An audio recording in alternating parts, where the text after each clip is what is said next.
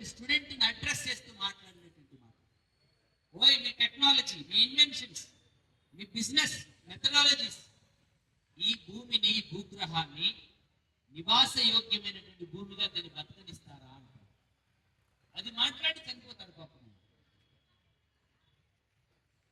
5-6 సంవత్సరాల తర్వాత ఈ రోజు ఉన్నటువంటి బిడ్డలందరూ కూడా పసిబిడ్డలు గుండె బాధలతో, గుండె రోగాలతో పుడుతున్నారు. పసిబిడ్డలు మెదడు రోగాలతో పుడుతున్నారు.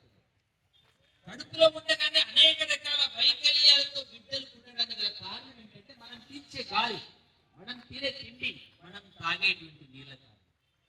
ఇప్పుడు చెప్పండి, మీ దగ్గర 1000 కోట్ల రూపాయల ఆస్తులు ఉండొచ్చు. అది సహజ సిద్ధంగా ఆక్సిజన్ కాగలుగుతుందా? 1000 కోట్ల రూపాయల డబ్బు మీ దగ్గర ఉండొచ్చు, కానీ అది మంచి భోజనాన్ని ఇవ్వగలుగుతుందా? మన ప్రకృతి, మన భూమి, మన చెట్టు, ఇది మాత్రమే మనకు స్వచ్ఛమైన జీవితాన్ని ఇవ్వగలుగుతుంది.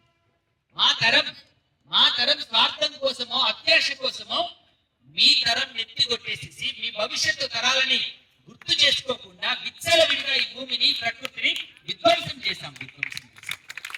ఆ విధ్వంసం చేసిన కారణంగా నానా లిసన్ టు మీ, మీరు రీసెంట్ గా ఒక 10 days back the great cancer specialist, world famous cancer specialist Nori దత్తాత్రేయుడు గారు ఒక అద్భుతమైనటువంటి ఆర్టికల్ రాశారు.